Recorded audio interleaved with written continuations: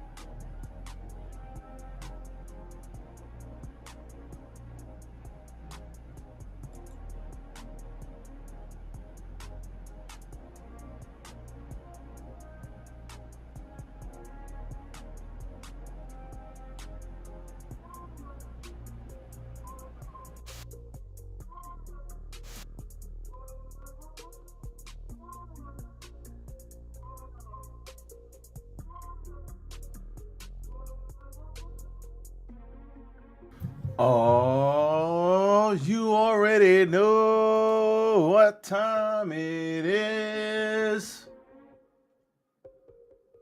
Monday Night Raw, everybody.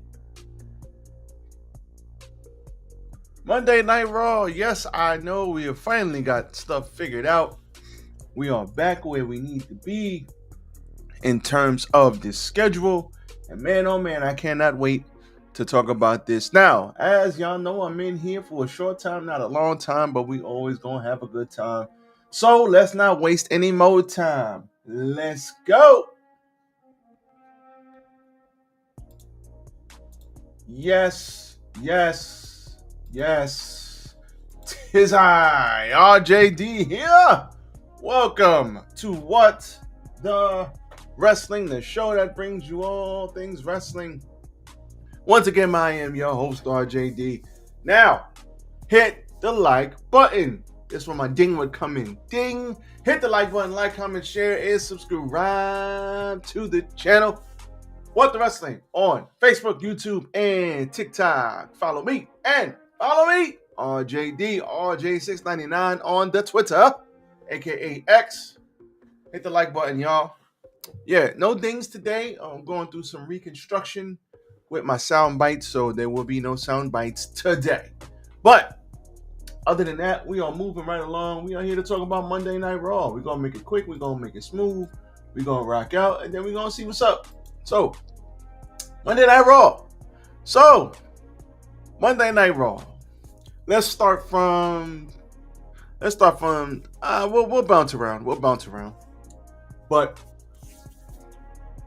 I was just talking to somebody recently about how Monday Night Raw is like really commercial. It's like we got ads on top of ads. It's almost like it's supposed to be a 3-hour show. It's supposed to be a 3-hour show, but it's really like 2 hours and a half, 2 hours and 40 minutes. And we really don't have a lot of wrestling per se on the show.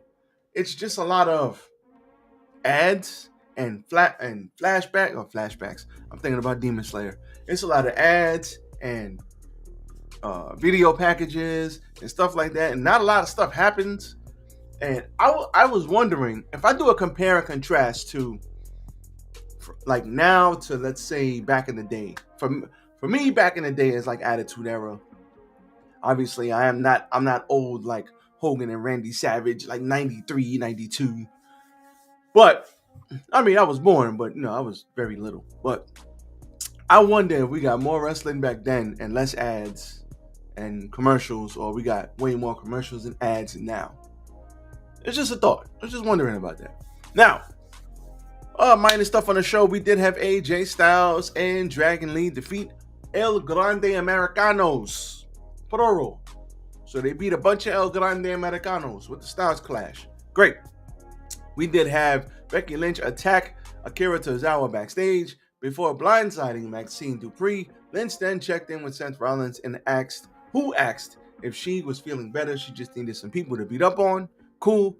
L.A. Knight, yeah, is still looking for a world title shot, and he walks into Adam Pearce's office. The New Day is in there, the New Day walked in on him actually, trying to get a title shot, and Kofi said, well, hey, I've been a world heavyweight champion, and you aren't going to be one. So he said, you know what, you can sign my name on that dotted line for the next pay-per-view for the world title, and sign my name for this former world champion right here. Yeah, and he wins that match.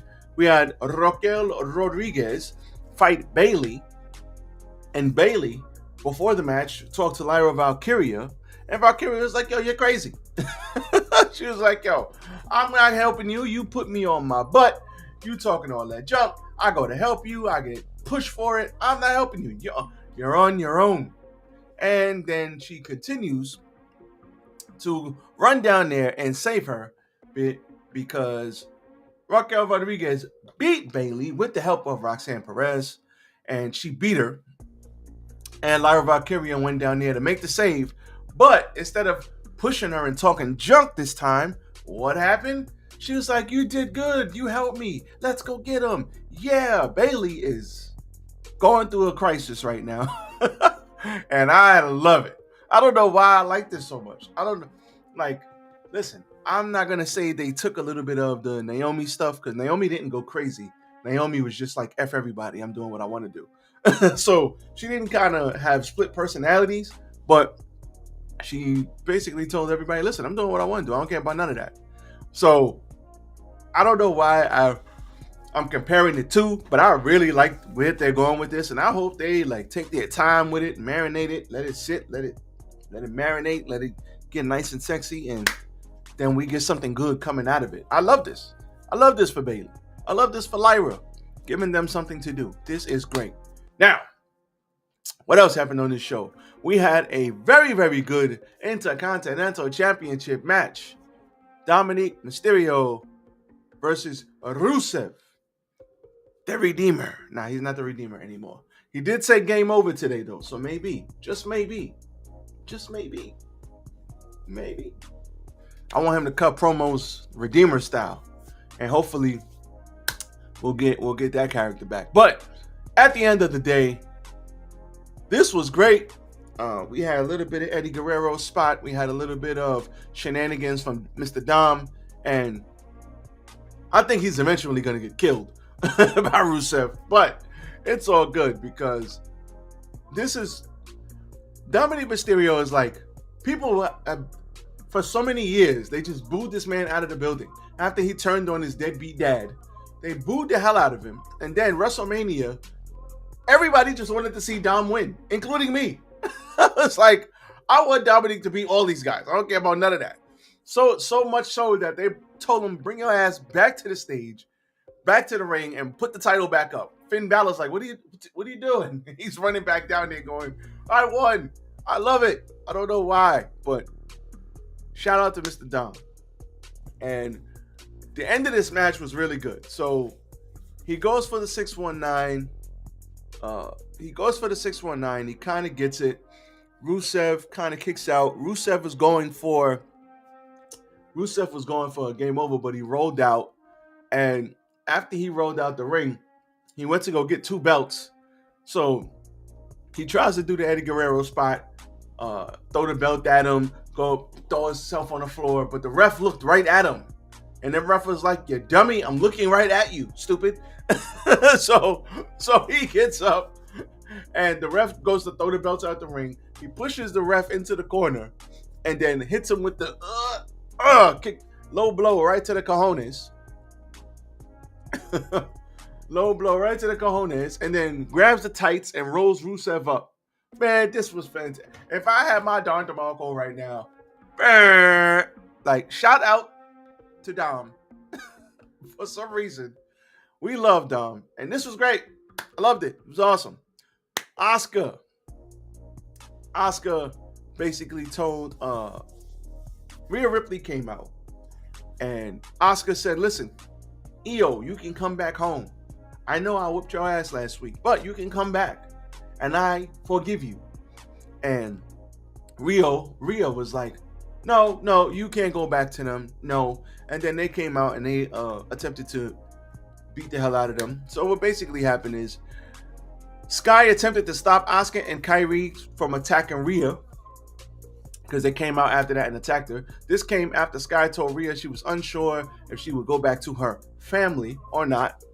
Later, Sky told Ripley that she had talked to Adam Pearce and they would face Asuka and Sane at Crown Jewel, and she got misted in the process.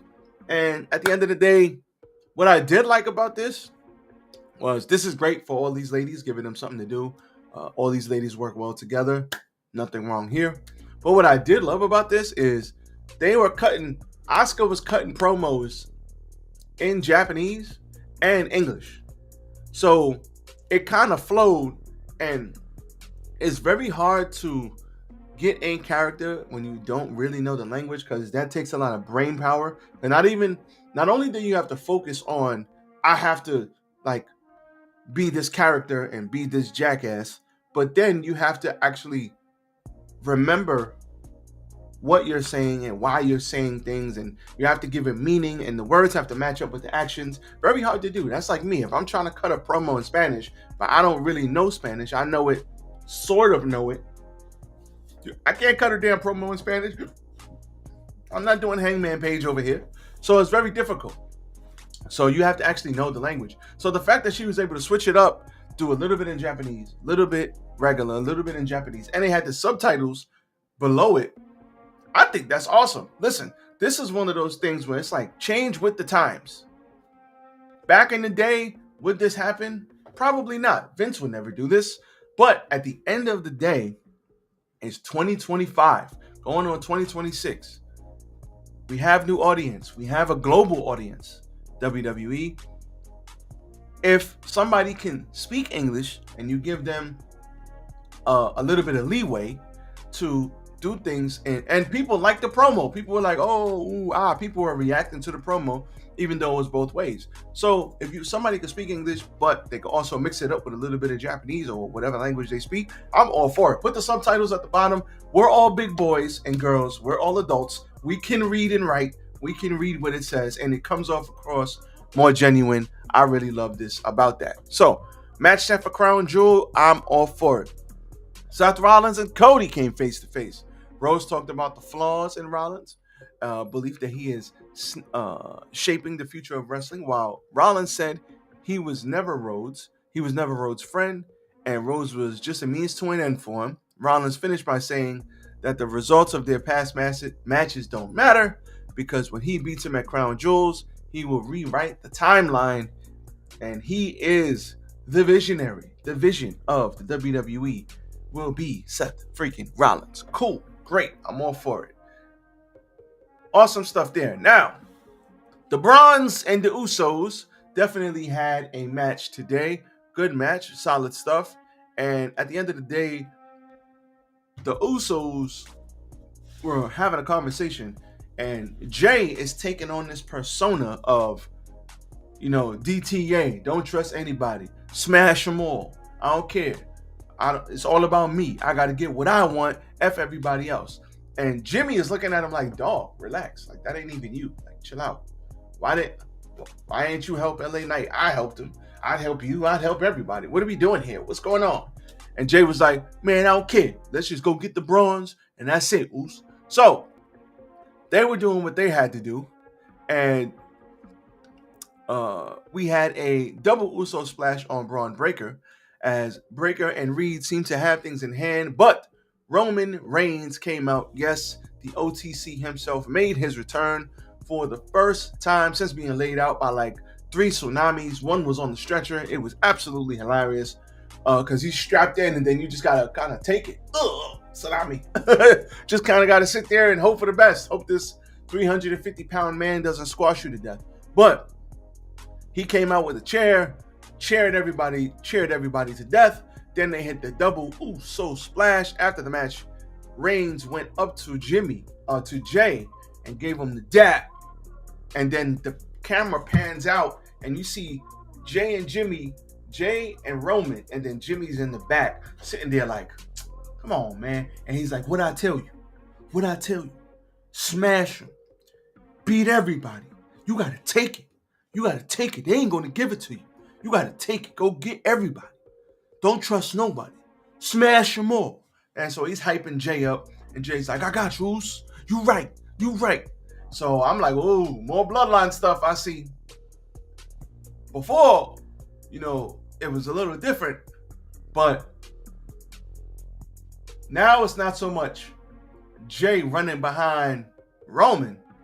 Now it's like Roman telling Jay, bro, you are the main event. Go kick everybody's ass. What are you waiting for? And I like the change in the dynamic. I like that. I love this. I'm all for it. Let's go. Let's get it. Let's go. I'm all for this. This is great. So shout out to Jimmy and Jay. I think the Brawns won the other one. And then I think this one, they win. So we're doing the 50-50 stuff, but that's okay. That's okay. I ain't mad at it. And that's where we are. And that was your Monday Night Raw. So Monday Night Raw, as I continue to say, it's all right. Not bad. Nothing crazy. Not too bad. Not too good. It's all good. It is what it is. So I'm not going to sit here and say this is bad. Everything was kind of fine. We got some story progression. We got some things moving on. I ain't mad at it. It was all right. Decent show for me. But that's me. A lot of people there saying, oh, it's boring. It's this, it's that. Listen, I get it. But this show to me has some very good spots in it. Always good to see people cheering Dominic Mysterio. He plays that character so well.